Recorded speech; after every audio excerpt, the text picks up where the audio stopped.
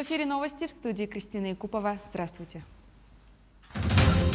Итоги 9-й деловой игры «Молодежь. Энергия развития» подвели в столице республики.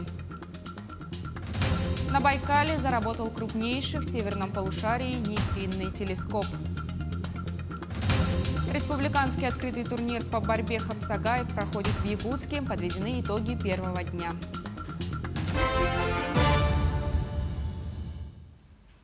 Вакцина «Спутник Ви» показала равную эффективность во всех возрастных категориях. Об этом сообщил глава центра имени Гамалеи Александр Кинзбург. Он отметил, сначала были сомнения, что эффективность на людях с возрастом 60+ будет меньше в силу того, что иммунная система уже не так хорошо реагирует. Будет хуже отвечать на вакцинацию. По словам Кинзбурга, продолжительность действия препарата может составить более 2 лет. По прогнозам, к ноябрю 70% населения страны будет провакцинировано. Накануне глава Роспотребнадзора Анна Попова заявила, что в стране нет необходимости в масштабной вакцинации детей. Она отметила, что они переносят COVID-19 очень легко, так как иммунитет вырабатывается быстро даже при отсутствии симптомов. В Якутии за 2020 год социальные пенсии увеличили на 4,8%, а у неработающих пенсионеров доход вырос на 6,2%. Отделение Пенсионного фонда России по республике подводит итоги года. По словам управляющего отделением Георгия Степанова, несмотря на непростой год, связанный с пандемией, клиентам отделения и его территориальных органов предоставлен широкий круг государственных услуг. Приняты более 91 тысячи электронных заявлений. Мы работаем очень активно через портал государственных услуг. У нас из всех поступивших обращений 82% обращений поступило именно через электронные сервисы. Это портал государственных услуг или личный кабинет застрахованного лица на сайте пенсионного фонда. И вот этот показатель, он у нас растет каждый год. И вот пандемия показала, что именно вот такой способ, дистанционный способ обращения за услугами пенсионного фонда, равно как и других, наверняка государственных органов, она является приоритетной.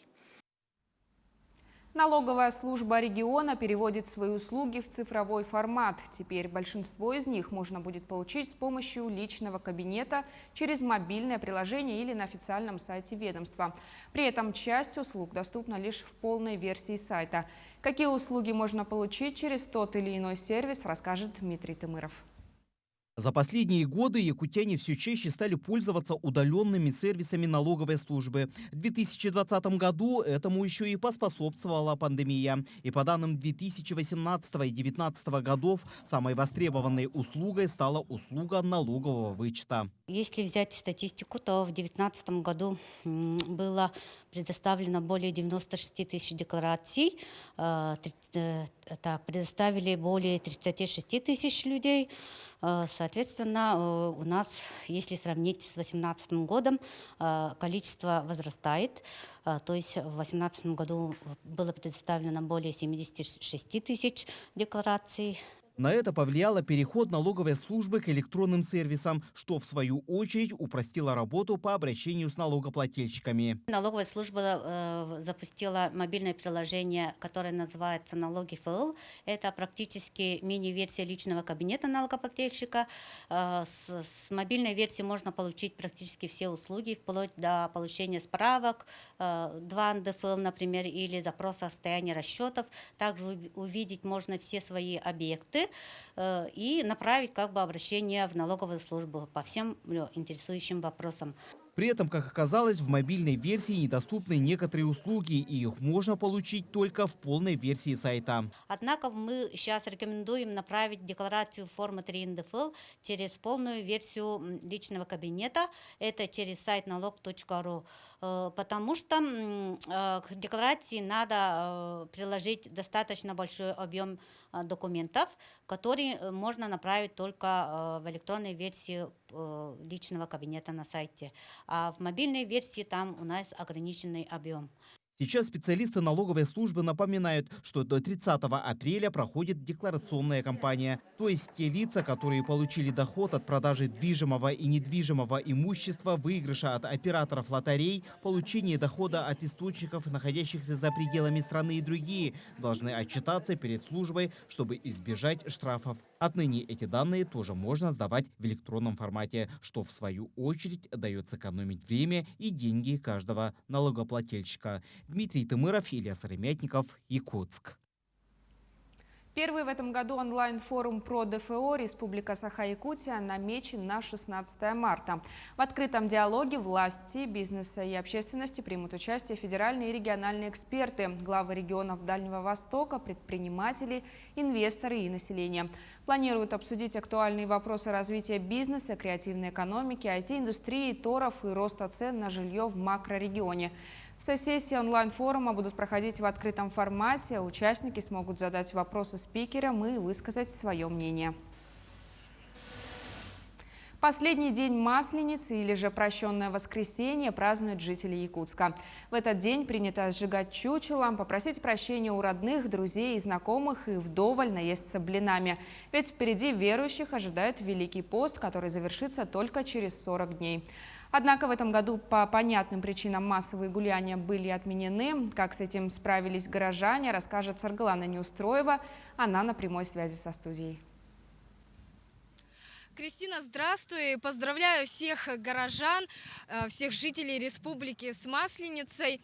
И действительно, сегодня я сейчас нахожусь в Ледовом городке. Здесь очень много людей сегодня здесь собралось. Но это, конечно же, в силу того, что сегодня выходной, поскольку массовые гуляния были отменены из-за эпидемиологической ситуации. Как вам всем известно, традиционно в Якутске Масленицу проводят в старом городе. Но в этом году горожанам придется обойтись без традиционного сожжения чучела Масленицы. Однако администрация Ледового городка все же решила порадовать своих посетителей. И сегодня здесь будет с 3 часов уже началась праздничная программа, будут танцы, будут выступления танцевальных команд, музыкальных команд, также будут проводиться розыгрыши, конкурсы, ну и, конечно же, бесплатная раздача блинов и напитков. Кстати, относительно блинов, мы до начала прямого эфира обошлись тут по территории, сделали опрос, какая же начинка нравится горожанам. Ну, здесь мнения, конечно, разошлись. Кому-то нравится и мясо, кому-то нравятся и сладкие блинчики с вареньем, со сгущенкой, с медом. Ну, а кто-то предпочитает икру, кто-то же и вовсе предпочитает блинам шашлыки. Ну, я предлагаю сейчас послушать горожан и узнать. Решили выбраться с родными, знакомыми. А блинчики покушали? Если да, то с какой начинкой? Вообще, какую начинку предпочитаете? Нет, к сожалению, сегодня блинчики мы не стряпали, но мне очень нравятся блинчики со сгущенкой, конечно же, с рисом, с мясом. Очень вкусно. Ну вот, отмечаем весну, начало весны. Вот даже с собой блины привезли. А блины у вас с какой начинкой самые любимые? Мясная. Ну вот здесь отмечаем с семьей. А вообще сами любите блинчики покушать? Люблю.